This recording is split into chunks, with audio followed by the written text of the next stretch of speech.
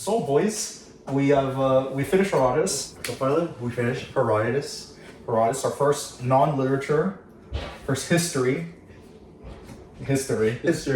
First, like the blue. The blue is basically like the social sciences. So the first big social science work in the Western canon, and it sort of ends kind of anticlimactically a little bit. To be fair, the last chapter was just about Xerxes' attempted conquest. That's true. And like, there wouldn't be anything about that interesting until Thucydides.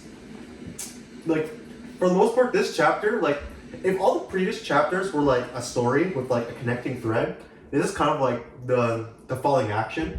Yeah. Like, it's kind of like because for the most part, the last chapter is just like dealing with the aftermath of Xerxes leaving, like Mardonius staying there and causing a bit of a problem, That's true.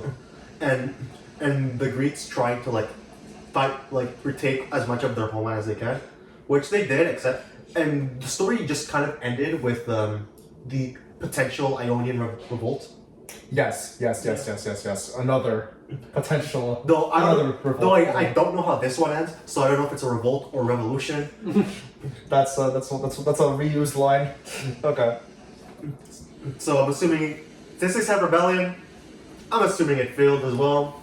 But that's technically where the story ends. The Persians were on their, because like for most of the book, right, we saw that the Persians were on a conquest spree, and like the last 2-3 books, the Greeks like sort of put a big stop to it, and now that the Persians aren't that much of a threat anymore, right? Because Herodotus also goes over what happens to Xerxes, and so they're gonna go back to their same old politicking Machiavellian games against each other. You see, like as soon as like it was only Mardonius left, like they're arguing we're in the front lines. They're gonna fight. You know, they're like, we're taking the left wing because of this historical thing. And they're like, hey, that was 1,000 years ago. Like, come on. Yeah, that's ours now. Yeah. Like, come on. So they generally just immediately start fighting. Like there's not like immediate war between them, but like. There's bickering. And like, yeah, there's like no shit like 20 years afterward there's another war, like, but between each other, like, yeah, like no fucking shit, like they hate each other, like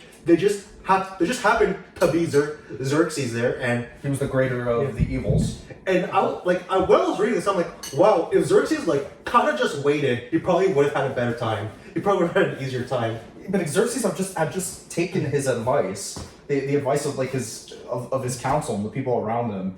Things would have gone a lot better, and like you said, like Dylan was also doing this as well. Like Xerxes lacks patience. Like one of the greatest things he could have done is actually to have done nothing and watch the Greeks just self-employ and destroy each other and take advantage. But he doesn't. At every single turn, it's almost like he goes out of his way to make sure that the Greeks are united. Like even in this chapter where Xerxes is barely there, he still manages to make horrible decisions, and like he only got lucky that it didn't keep getting worse for him. Yeah. Like.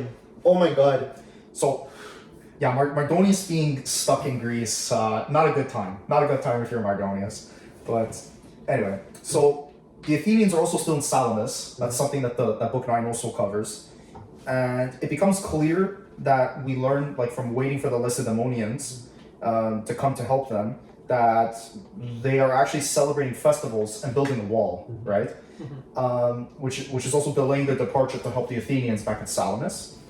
So, in spite of the Athenians sending a message to their fellow Greeks to come to their assistance, the Spartans delay for another 10 days, and Herodotus also writes that he's completely puzzled by what the Spartans are doing. Maybe they just like partying too much, you know? Yeah.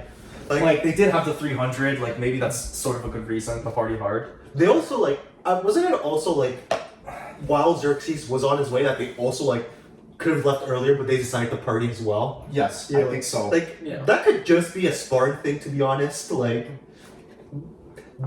they have shown the propensity to like party at the worst times. That is true, but a lot of their parties, I believe, they're just like festivals to celebrate gods. I believe so. They're It's so strictly strict. religious, yeah. Exactly, they're so strict with their religion that they don't want to break it. So, again, there are times it could have costed them, as you said, but again, well, I think the Spartans, like from what we've seen, are like probably one of the most superstitious ones of the Greek cities, I think. Yes. I'm willing to go as far as well. But yeah, I mean, and sometimes like Herodotus is like clearly almost writing it like he's trying to write Breaking Bad a little bit. Like he's No, trying he's to, not. like, he's trying to write a plot. Bro, shut the fuck up about Breaking. Where's Breaking Bad in this? Where's the meth? Okay, that's enough of the Breaking Bad. Okay, you watched the series once. Okay, you watched it once. Paul, you're wearing the hoodie. Yeah, shut the fuck up. I actually own this. Okay, I haven't just watched the series once, so you know what? Shut the fuck up about Breaking Bad with this goddamn podcast. They're not related. Okay. They're not related. He's trying to write a good story and trying to put the history on top of that. Like we see that numerous times, right? So like the Spartans, because of the festivals, they're delayed in trying to help the Athenians back at Salamis, like near Salamis. And like it looks like that the Athenians aren't going to do as well because that aid isn't coming. But then all of a sudden, the Spartans launch 5,000 troops onto the scene, and it's led by a guy named Pausanias, right? And they repel them. And Mardonius, like his plan to sort of survive this, make something of this, like failed, like drastically. His plan immediately fails. Yes, immediately fails. Like in the beginning of book 9, the Spartans are still on the move. He burns Athens, or what's left of Athens at that point, because he doesn't think it's a good place for battle. I think that's what Herodotus like said, and he also hears that the Spartan army is in a place called Megara, and he turns his troops towards there, hoping he'll destroy the Spartans. But he also receives word that the Spartans have united with the other Greeks, and he withdraws to Boeotia, which is like in central Greece, hoping to build a big fort there. And then there's like a story told of a banquet and thieves and a Persian who revealed his belief that only a few of them will remain alive after their stay in Greece, and that guy begins to cry. So it's very sort of like Herodotus uses like foreshadowing a lot. What you're saying, the work actually oracles that actually told the future. Yeah, exactly, Paul. You're seriously it's hearsay. You're degrading the first historian. And it's also blasphemy to believe that there weren't dolphins that helped them out. Yeah. That a guy breathed underwater for 10 Oh, yeah. miles. I was watching an episode of American Dad, and the dolphins helped like Steve Smith, and it just made me remind me of Herodotus. But so the Spartans and the other people from the Peloponnesus, they set out for that isthmus, right? And they arrived at a place called Eleusis, I think it was. And they're joined by the Athenians who just came from Salamis. So they take position near a mountain there. They refuse to come down, and Mardonius sends his forces, led by a guy named Makistios, to engage them.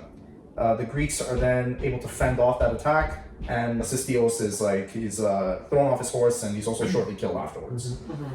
And what you guys take it from there? What?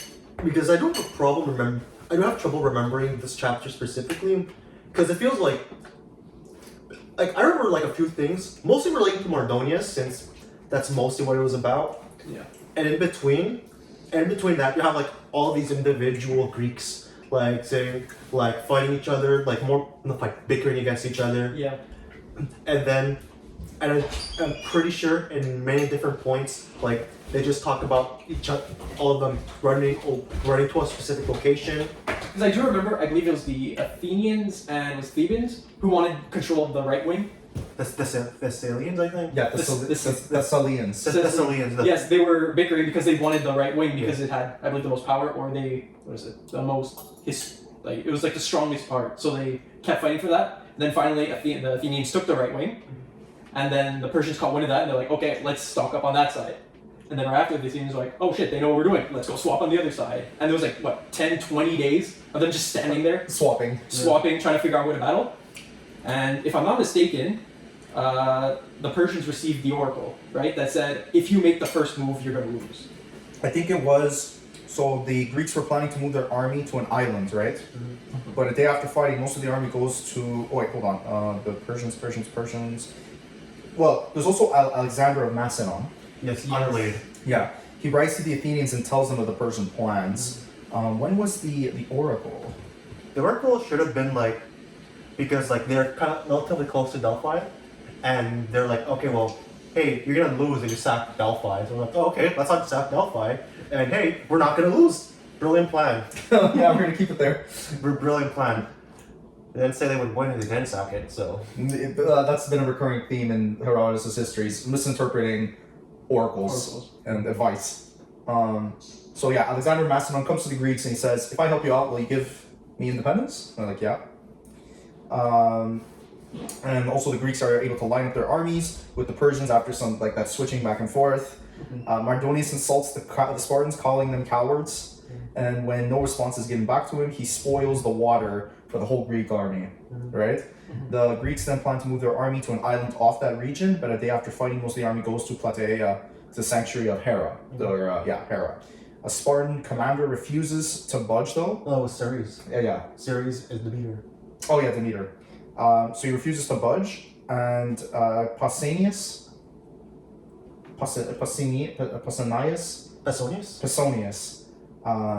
he says that he has to stay behind in order to convince that Spartan commander that refused to go with the rest of them. So then that stubborn Spartan commander, when he sees the army moving away, he relinquishes whatever he was thinking before and he follows them. I don't know, there's like a little thing that Herodotus included. I also remember there was a part where a guy got captured, then he escaped by cutting off his foot.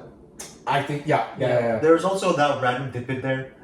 I don't remember exactly where it was. I think it might have been earlier. The 147 hours moment. Where it was unrelated, by the way. It doesn't come up again. But it is written. But yeah, he goes into a lot of depth when there's no actual fighting yet. So Mardonius sees that the Greeks deserted their camp. He talks down to the Spartans about their bravery and their courage, still calling them cowards. That's weird. He then marches after. He then marches off after who he thinks are fleeing Athenians, but it's really the Spartans. So he, after calling them cowards for so much, he's like, I'm ready to take these efforts on, and he wants to stop the retreat. But then that Spartan commander, he identifies them, sends a message to the Athenians to come help them, and they're delayed by the Greek allies of the Persian king, and they're unable to reach the Spartans. So at first, it seems like it's going to be like the Persians are going to win it all, like this time. I think Herodotus talks about that, but the Persians soon sacrifice like more favorable tactical skills, more favorable like strategy, and the Persian army then at this point begins to fall apart. And Mardonius is killed, along with his like special, what you call like a special contingent of special forces of his army. Well, to be fair, he did go in a cool way by like killing like a bunch of guys. Then he died. In like a very Iliadian way, like in the Iliad. And then there was just one commander under him who saw like, this is probably gonna end badly for us. I'm just gonna leave. Yeah. And he leaves with apparently 40,000 guys. Apparently. And he's able to go back. and he goes back. Never mentioned again. Smartest guy in the book so far. Well, the smartest guy in the book was everyone Xerxes ignored. Literally everyone. Paul with the shots. That's true though. And Paul, what is he also the master of? It starts with a C. You were saying it a lot last time. It's something we do psychologically. Cognitive. Coping. He was coping. The He's king a master at coping. True, he is. I mean, to be fair, after you lose your leader, the guy who's telling you what to do, there's only so much the Persians could have done at that point. All they could do is fight. They don't have any structure. So then the coping comes in. Yeah. At least we invaded. We did pretty well at the beginning. At least we tried. Participation So penalty. again, my favorite one is the chapter Xerxes said, well, I technically did what I came here to do, which is to burn down Athens. Let's go back. He did come there with apparently 5 million guys. Apparently. So Mardonius is dead. R.I.P. The rest of the Persians flee. The other Greeks hear that the Persians are leaving. They charge after them, but in a disorderly way, and many are killed as the rest are like leaving. Like not very consequential. No. And not, but like what's most important, like okay, like the Persians, as far as they're pretty much out of the picture for the rest of the book. Yeah. Now they're kind of dealing with the fact that Aftermath. with the aftermath of the fact that a bunch of Greek cities betrayed them, and they're not too happy about that. So I think they talk about like a few Greek cities, but like they mostly focus on the Thebans. Yes. They said, hey, we're gonna stay here until you give us the people who tried to kill us. Yeah. So because the Thebans were with the Persians. Yeah. So they were marching against them. I think the Thebans refused, right, to hand over the people that were working with the Persians, and that's when the battle came. Well, there was no battle. Was there a battle? I don't remember a battle. Like I think a skirmish. Not There like, might have been a skirmish. Yeah. is that a toad, by the way? Paul? I think this is a bird. Oh yeah, it's a bird. I have no idea what it is, to be honest. Oh, it's cute, it's cute club. But Yeah, so the conspirators are given over. except there's this one guy who fled, and with an army, and did he like escape completely, or did he get captured in Ionia? I think he escaped. So like yeah, there's one guy who managed to escape with an army. Yeah, again. No relation. And then that foreign commander sends them all to Corinth to be killed, to be executed, the conspirators. Yeah, because he felt like, maybe some of our guys don't want them dead. He's like, nah, fuck that guy. Fuck those guys. No, they're traitors. Like, fuck those guys. They tried to kill us. No, they lost their true child to life. Like time to go. So then they leave Plataea, and Artabazus, he attempts to then hide the truth about Mardonius' defeat from the Thessalians, because he's afraid of what could happen to him after. So he eventually then reaches Asia.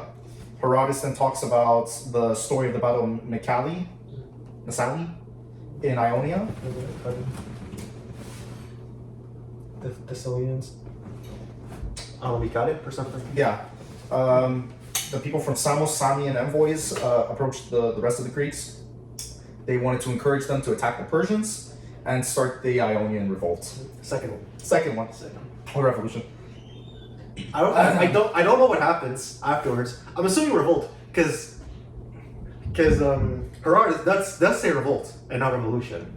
That's true. But is it poor translation? We might never know.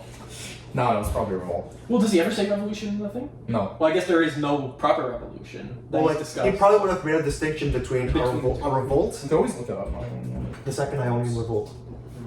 I think this might be the revolt, Paul. I think the first one wasn't that big enough to be considered a revolt. Really? Maybe. I guess so. So anyway, the Greek fleet then sets sail. The Persians retreat. But then, even though the Battle of Mycale and the Battle of Plataea, they took place on the same day, one being in the afternoon and the other one being in the morning, news of the victory of Plataea was able to reach the men at Mycale and then inspire them to fight really, really hard. Herodotus describes the battle as being really, really fierce. The Greeks put the Persians to flight. The Greeks then counter the plan of the Spartans to evacuate the Ionians to Greece, and the islanders are left as allies of the Greeks. The Greek fleet then set sail back to Hellespont. Then we get cut to Xerxes. Xerxes, he didn't do much, but what he did do was pretty fucked up. That's fucked up. Yeah, him and his wife, I believe. He comes infatuated with his Brother's wife. brother's wife. He's unable to find a way to possess her. This reminds me of David from the Bible. Unable to find a way to get her, he marries her daughter to his son, and then he becomes really obsessed with the daughter. Right? So the girl that he's obsessing over, the daughter, he then becomes obsessed over. When he gives that daughter Artanti, her name? Oh yeah, true. Artanti. A robe is then woven for him by his wife. The game is up, and his wife mutilates the mother. Oh, you skipped a few steps. You know? You skipped the step where he offers her anything. She's like, hey, I want that robe. He's like, anything but that. Then she's like, no, I want that robe. He's like, I can give you cities. I want the robe. I can give you an army that's only responsive to you. To you. Only to you. She's like, I want that robe. Then he's like, fuck. So he gives her the robe, and then his wife doesn't get mad at the woman. She gets mad at the first person he fell in love with. Mutilates her ass. Yes. And before that you have Xerxes telling his brother, he's like, hey, And his brother, he leaves to raise a revolt against him. yeah. And before that happens, he's like, hey, I'll give you a new wife. He'll be like, no, I like this one. He'll be like, no, I'll give you a new wife. He's like, no, I like this one. He's like, okay, suit yourself, dude. Then he goes to his home where his fucking wife got mutilated, and they describe the mutilation, which is not good. No. What the fuck? His wife is a bitch, man. She didn't do anything. Why did she do it to her? She didn't do anything. Female jealousy, Paul. Female jealousy. Why did she go after the She could've daughter? gone straight for that. Why does Cersei go after Sansa Stark? Just cause, jealousy. But why did the daughter's the one who took the robe? Yeah, but Paul, daughters are off limits. Yeah, whatever. So Then they get killed. they get killed. The Greek forces then find the bridges already destroyed at the Hellespont. Probably due to a storm, I think. Yes, probably. The Spartans return home. The Athenians, however, stay and make trouble for the people of Chersonese. The Chersonese. When the people in the region who were allies of the Persians hear what the Athenians are going to do, they flee to Sestos. And the siege of it by the Athenians is really, really long and hard fought until they finally win. And the Athenians return home with all the spoils of war. So then the history ends with a telling of Cyrus, who punished the Persians who wished to move to another country for the riches. And then they move to like go to Cyprus or something. Exactly. And that's book 9. I think book 9 was kind of a disappointment. The ending was kind of like a mafia movie a little bit. Like obviously like everything was done that Herodotus was talking about. Like just it was more like tying up the loose ends. And Exactly. Yeah. Like I do find it poetic. It started with Cyrus and ended with Cyrus. Yeah, it's like it was a denouement that ended with like he wanted to cover basically the Greek-Persian war, and he did that. Now that would you guys say that we're done like with book 9 and you want to like talk about the whole of Herodotus in general? Yeah. What do you think was like a recurring theme? Do you think Herodotus first of all was just trying to tell something like a message, or do you think like this was just him recording the histories and him being very detail oriented, or do you think he was trying to have like a narrative of and trying to tell you like a story? I do think there is like a very clear story, and that's clearly about Persia. Like this, let's go on. This entire history was about Persia. Okay, like everything revolved at some point or another to Persia. Like whether the people they were conquering or failed to conquer. Yeah. And like sure, this was for a Greek audience. Like it was clear. And he also goes into depth of the Greek cities, where they come from, their relationship with one another. It's clearly like the story about like Persia about this time, and I think it's kind of interesting because it starts off like with like a really amazing king and ends with a shitty one. And ends with like Xerxes, yeah. And ends with Xerxes, you know? Yeah, so he's maybe trying to chronicle a decay that's happening in the Persian Empire, much in the same way that perhaps Croesus and his kingdom was at the beginning. There was really competent rulers, I think, right in the very, very beginning, and then it goes to Croesus, and Croesus is competent, but to an extent, but he gets overthrown, right? It goes down to crap, and in the same way, the Persian dynasty also goes through that as well. It could be like something that maybe Herodotus like found thoughtful to point out, that like even like great empires eventually decay and fall. Like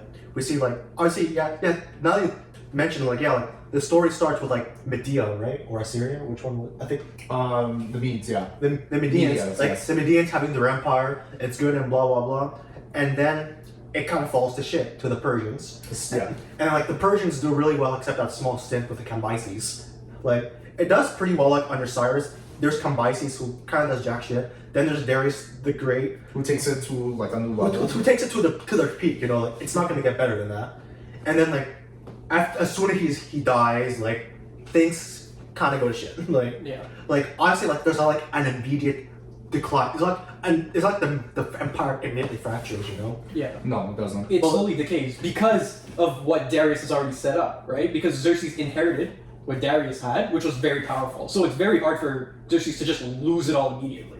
But the problem is, because he wasn't a good ruler, he slowly lost battles, and then after a while, there was nothing left. There was no strong forces left to really call an empire. Like he had the territory, but like I think like if my interpretation is if the Greeks wanted to, they probably could have destroyed the Persian Empire by that point. Like I'm not too sure. Did they have the combined forces to overthrow the Persians and take over the whole They empire? definitely had the control of the ocean, right? The naval. The Aegean control. Sea, here's what I think of it. It's more like while they had the control, like the Greeks, I think like forces wise, they're like we've seen they're much more organized than the Persians in terms of like their combat, and they have enough common ground with the Ionians and Medians. Like if they managed to be there, they could probably convince them to destroy what's left of the Persian Empire. Though I do think what prevented the Greeks from doing that is one, their insane division. Like as soon as we see as soon as like the Persians left, like they immediately started hating each other again. Yeah, it's they really saw themselves as like city states first, then Greeks with this common language. And you know what? I actually do feel that now that I think about it, like that's kind of exactly what happened with Alexander the Great. Like you have like the Greek guy, like Mr. Greek, the most Greek guy you can get. Like he takes over all of Greece, then he just takes over Persia. You know, like Well, Persia, Egypt, like all the way to India. yeah, like again, the Greeks are just much more organized. But like, even though that's the case, it never like talks down to the Persians, which I find interesting. No, like Herodotus attributes Persia's like he doesn't make them like the enemy, because if he did, it would just the whole book would have just been them failing, making mistakes, and being just really terrible people that always fail. But he makes it a point to make Cyrus good, make Darius good, and make Xerxes not a good ruler at all. So Herodotus really like does not. We know he doesn't care about nationalism. We know that. The way he describes cultures, he will go out. He will say like something's disgusting when he really feels like it's disgusting. But you could tell like as somebody like he's obviously when we talked about this, he came from a wealthy family. He's probably very very well educated and well traveled for his time. He obviously is educated enough to like make these distinctions. And even go as to say that some cultures have it better. Like in Egypt, women are treated much better than in Greece, right? So that same approach that he did with different cultures, he uses that still with the Persians, and he attributes Persia's failures to Persia's rulers, and not just something that's within the Persians, that they're just inherently evil. Yeah. Well, I do think since there is also like one thing that like that's clearly due to his time that he does attribute all the good all the good and bad that Persia has to the rulers. Yeah. Which like I guess makes sense. It's like by that point I guess the Persian kings would have disproportionate power. Which I guess would make a lot of sense then. Yeah. So that as well. I mean, he sets like a pretty decent press. We can see how he's considered the father of history. He establishes sources. Obviously, they're not like he doesn't cite them. We know he doesn't cite them. Like to our modern version of how history is told. He doesn't cite them, but he does mention when he hears something from someone specific. Like this is what I've heard from someone. Yeah. And then he tells a story. Like, and then whether he also says whether it's true or not. It's up to you. Yeah. It's up to you. Yeah. Like he'll bring up mythical stories, but he won't say they're true. He'll just say this is like the version that I'm most interested in, or that has most intrigued me. Not necessarily that this is like true per se. Like he does go through, sometimes he does like state you something and then state that he's doubtful that actually happened, right? So he's also telling you his thoughts and his critical thinking process as well. But I think he's called the father of history because up to that point, nobody's ever done this. Recorded cultures, talked about them in a non-judgmental way. Talk about where he gets mention like the sources like briefly and where he gets them. And just being like he cared. You could tell just from his writing, even though this man lived thousands of years ago, that he cared about facts and he wanted to get things right. And it seems like it's because he was just passionate about this. And we get that passion from like the very first page. And when he writes like the reason for his writing of this, he is genuinely interested in recording the good deeds of both Persians, barbarians, and Greeks, right? And to me, that's somebody that's really committed to the truth. And this man was rich. He could have just screwed off somewhere, but he decided he was going to travel and like add to his knowledge. And the fact that he's writing this down means that he also wants to teach other people what he learned. Yeah. Yeah, I would agree with you. Like, but is my question? Do you think there's a message to this besides like multiculturalism and blah blah blah? Well, besides like. So besides what I just mentioned, I think to your point, Paul, that empires always decay. Rulers need to be susceptible to good advice, and they cannot allow their hubris or arrogance get the better of them. You know what? Yeah, that is true. Because like if you look at Cyrus, well, I'm not sure about Cyrus, but Darius, he's like the one who like actually followed the advice the most. And like then we contrast that with Xerxes, who did the exact opposite. Yeah, and we'll actually say it's good advice, but not even follow it. So why even say it's good advice? And maybe that actually happened. Well, obviously Herodotus didn't know, and he probably never interviewed somebody that was close to Xerxes' like circle, like an imperial, like a government official.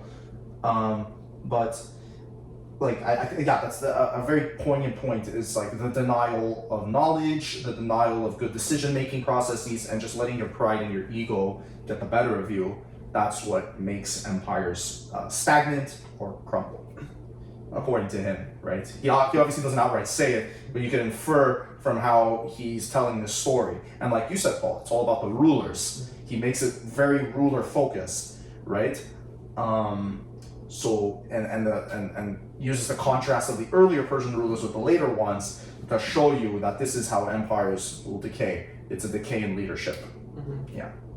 And you can make the argument that the Medians decayed because Cyrus's grandfather wasn't that good of a ruler either. Yeah. He wasn't that logical either, showing that decay. And maybe that it's like a cycle. Because why would he bring up the Croesus, that story of Croesus? I think he was trying to bring up that story of Croesus and his small little kingdom of Lydia to try to make it to as like foreshadowing for what he's going to say about Persia. Okay, that's interesting. Yeah, and that you get a ruler who's like hubristic or doesn't see enemies around them, and that and doesn't and lets their arrogance, right? Because Croesus, he hears that oracle that says that a great kingdom's going to fall, and he doesn't ask for more information. He just automatically assumes that he's going to win because he thinks he's that great kingdom.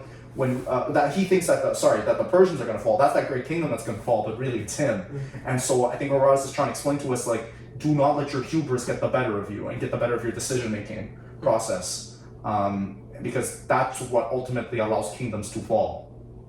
What do you think is a message? An overall message. So, reading through all of 9 books, you definitely see Herodotus is trying to. His primary objective is to describe the history of each culture, right? Every single time, even like he goes through the whole story, but every once in a while, he will not hesitate to stop and discuss different cultures, how different cities interact, how they live. So I think primarily he wants people to understand how these cultures exist. Afterwards, his main story, he does like going through, like, he starts, as you said, with he goes over the history of the Persians.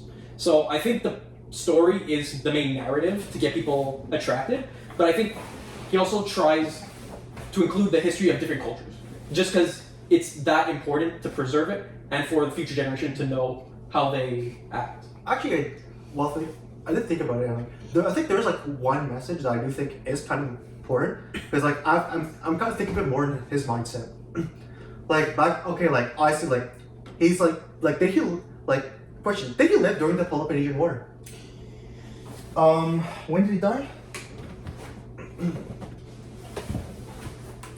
Because I would assume so. 431 to 404 BC. That's the Peloponnesian War.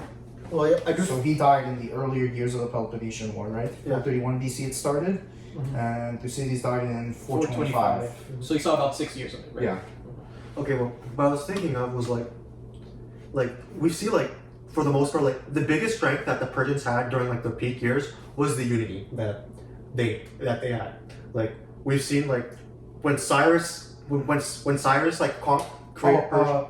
So his histories is published people put the publishing date at around 430 BC. Okay. So he published the histories like a year after the Peloponnesian War. So he didn't write this like when the Peloponnesian War was happening. Okay. Yeah. Okay. Well, what I was thinking was like while like the biggest strength that the Persians had like during their conquests was their unity. Like when Cyrus united them, like that's when things started getting going. When Darius united things, that's when things started getting going. And the thing is, they captured like a big portion of like a lot of the Greek states, like because like, remember it's like not just mainland Greece back then. It's also Anatolia. It's also Anatolia, which they conquered, and we see how like it's actually like a pretty big problem for the Greeks that they're divided. Like we've seen like if it wasn't for the fact that like they united at the threat of the Persians, they would have fallen obviously. But like as soon as they united, they immediately did repel the Persians. So like that can also be like a thing where like maybe we shouldn't fight each other because like, the Persians are right there as well. Like I think that's something to be considered as well. Yeah. But it's also worth noting that even if the Greeks united, right, which they did, right, but if the Persians were just, if Xerxes was just more strategic, and he was less hubristic and less arrogant and less believing that he was just going to win automatically, I think they still would have won. And yeah, like you said, Paul, I do think like he's writing this like with the Persians in mind. but yeah, but obviously, like we also have to consider what he writes in the first page. He wants to write about the deeds of the noble barbarians and Greeks. Yeah, absolutely. And so, did he write about that? Yes, absolutely. Because I guess, like in his mind, like he admired these men. But I also think it's important to realize that like he was writing to a Greek audience as well. Yeah. So like, we should still kind of keep that in mind. Like, even though he wasn't a nationalist, he may or may not like say, "Hey, I would kind of prefer like the Greek cultures to survive." Like he does, like you see, he has like a big enjoyment of culture. So like I think he himself, his interests lay in preserving culture. So maybe he would want the Greeks to be united enough that they don't wither and die. And fall into the same patterns as the Persians. Yeah. Yeah. Okay. Yeah, I can see that.